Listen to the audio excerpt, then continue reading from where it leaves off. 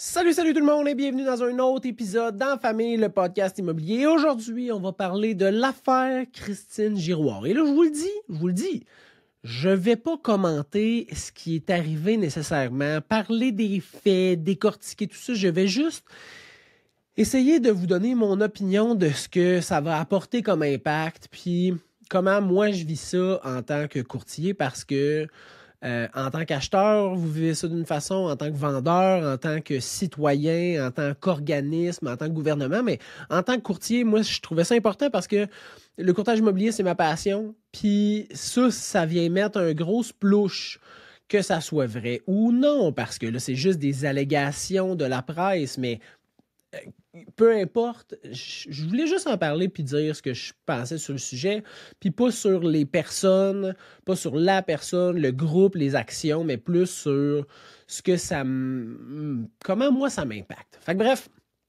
commençons tout de suite. Selon la presse, il y a eu des rédactions bidons d'offres d'achat pour créer une surenchère artificielle dans certaines transactions. Puis là, si ça a été allégué, j'imagine qu'il doit y avoir des preuves qui viennent backer ça, mais pour l'instant, ce n'est que du journalisme. Donc, passons, là, je dis pas que c'est vrai, je dis pas que c'est faux.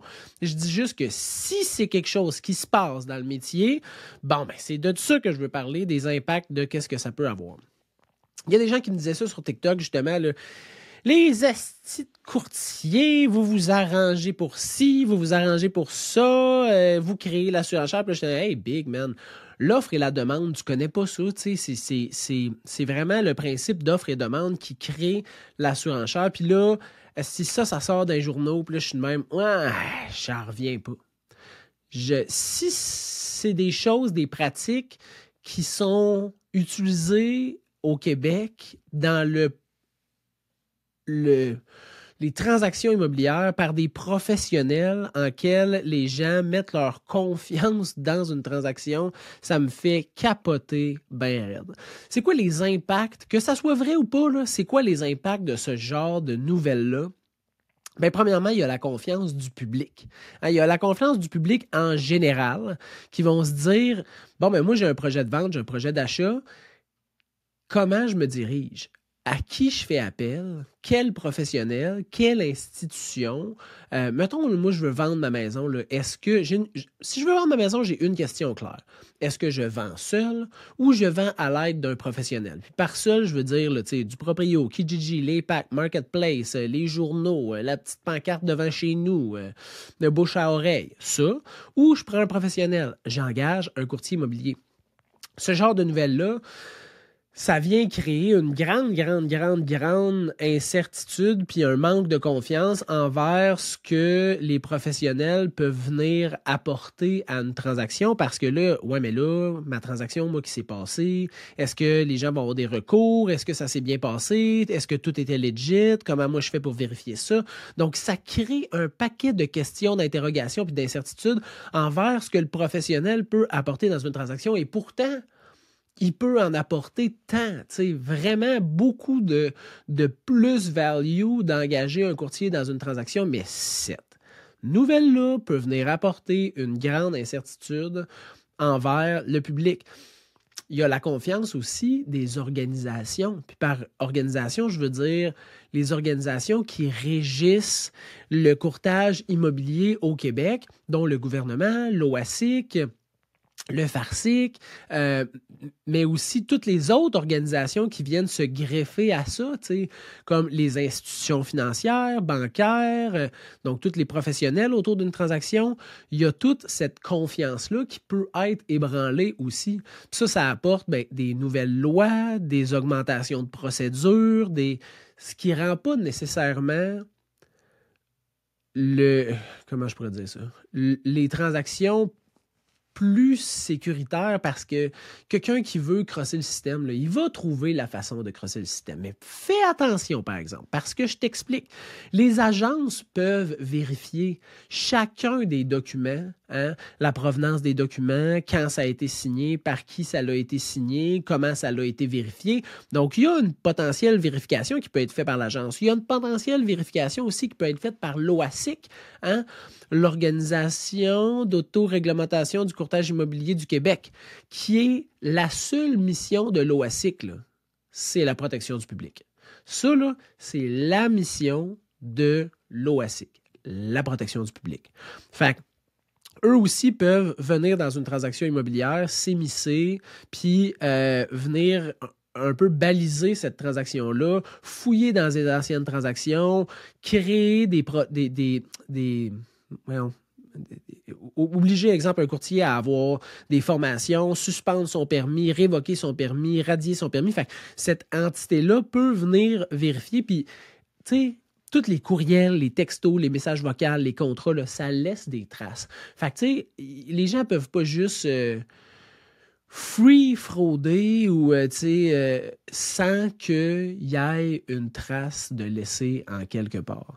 Fait que cette confiance-là là, qui est entachée ce matin, là, c'est malheureux.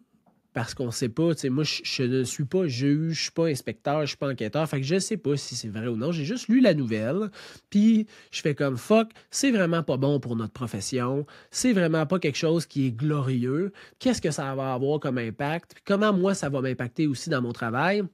Puis c'est pour ça qu'aujourd'hui, je voulais en parler, tu sais, parce que j'ai écouté l'émission numéro 1, la saison 1 puis la saison 2. J'ai écouté, puis il y a tellement de moments où je grinçais des dents, puis j'étais même sacrament que ça se peut pas que telle affaire arrive, ou ça se peut pas qu'ils essayent de montrer cette facette-là de notre profession. Mon Dieu, que c'est pas représentatif de notre quotidien. Puis tu sais, pourtant, il y a des modèles à l'intérieur de cette émission-là pour moi, là, tu sais, Monsieur Bardagy, qui est incroyable, Caroline Salette, qui est là dans la saison numéro 2, qui a des propos vraiment axés sur le client au centre des décisions. Tu sais, Cassidy, qui est en Estrie, qui est une courtière vraiment trop sharp, là, autant dans son agence que dans ses procédures, que dans ses interactions, que dans ses réflexions. C'est vraiment une bonne courtière. Puis les frères Tardif aussi qui étaient là, 2 ex-policiers qui sont drettes comme une barre, qui sont full en forme, qui sont axés vraiment sur les gens, sur les émotions. Fait que, tu sais, cette émission-là était remplie vraiment de choses qui, à mon image, étaient représentatives de ce que moi, je vis de l'intérieur de ce métier-là. Puis, il y avait d'autres choses. Puis là, je n'aimerais pas des gens, comme j'ai nommé des gens pour les choses positives, mais qui étaient axés sur les acquis matériels, qui étaient axés sur le semi-bluff, sur la pression, sur les stratégies douteuses de mise en marché, sur les gains financiers, qui est malheureusement pas le représentatif de notre profession. Puis il faut se rappeler là, que dans tout pommier, là, il y a des pommes pourrites. Fait que le verger soit structuré, réglementé, avec plein d'employés, peu importe, dans un verger, il va quand même y avoir des pommes pourrites. Puis là, que ce soit en immobilier, que ce soit dans le gouvernement, que ce soit dans le lobbying des entreprises pour les règlements, les lois provinciales, fédérales, mondiales, peu importe, il y a toujours des pommes pourrites, tu sais. Puis pourtant, on continue d'avoir une certaine confiance en plusieurs organismes, puis c'est ce que j'espère qui va arriver avec le courtage immobilier, parce que les impacts d'une telle nouvelle sont que négatifs. Souhaitons qu'il y ait une enquête, des enquêtes, puis qu'on se dise, ben c'était vraiment un cas isolé, si cas il y a, parce qu'on est encore dans l'hypothétique, là, si cas il y a, que ça soit un cas isolé, parce que pour moi, de l'intérieur, c'est vraiment pas ça que je vois dans les transactions avec les professionnels avec qui je travaille, t'sais. Fait que cet impact-là négatif, là, c'est pas représentatif de ce que moi, je peux vivre depuis 8 ans dans l'immobilier. Il y a tellement de bons courtiers. Il y a tellement de courtiers qui font ça par passion, puis qui mettent les clients, au centre de leur décision. Puis ça, là, quand tu mets les clients au centre de tes décisions, tu ne peux pas mal agir, c'est impossible, parce que tu es toujours en train de réfléchir, OK, est-ce que l'acheteur est bien représenté, est en sécurité, a été bien conseillé? Est-ce que le vendeur a une transaction qui le bénéficie? Est-ce que c'est sécuritaire? Est-ce que ses attentes sont répondues? Est-ce que son projet peut se réaliser? Puis quand on fait ça, bien, on réussit vraiment à apporter ce métier-là où il est supposé d'être, qui est de venir aider des gens dans une transaction excessivement importante avec des montants qui sont très élevés. Parce qu'une maison de 500 000, tu n'en vends pas une à chaque semaine. T'sais, j'achète des céleris à chaque semaine, mais je ne vends pas une maison à chaque semaine. Fait que j'aimerais ça que cette transaction-là se passe bien, puis qu'elle se passe sécuritairement. C'est ça que je voulais dire un matin. Je voulais juste jaser un peu de ça, parler, dire un peu ce que j'avais comme réflexion parce que c'est un sujet qui touche ma profession, c'est un sujet important, c'est une vague dans l'océan de l'immobilier qui est pas à prendre à la légère, que moi je prends pas à la légère et qui va venir impacter mon travail au quotidien dans les prochains jours, les prochaines semaines, les prochains mois. Fait que je voulais glisser un mot juste sur ce que j'ai lu puis comment que je vivais ça, puis mes réflexions sur ça, que ça soit vrai ou non. Ça reste que ça m'a soulevé une réflexion, puis je voulais vous en faire part. Je vous souhaite une super bonne fin de journée. Puis comme vous avez pu voir, je n'ai pas dit de numéro d'épisode au début de l'épisode parce que je me trompe tout le temps. Là, je dis 19, on est 18, on est rendu 20, on est 16, on est... Fait que maintenant, ça va juste être « Hey, bienvenue dans la famille, le podcast immobilier. That's it, that's all. » All right, mais je vous souhaite une bonne fin de journée, puis on se reparle bientôt pour des choses beaucoup plus positives.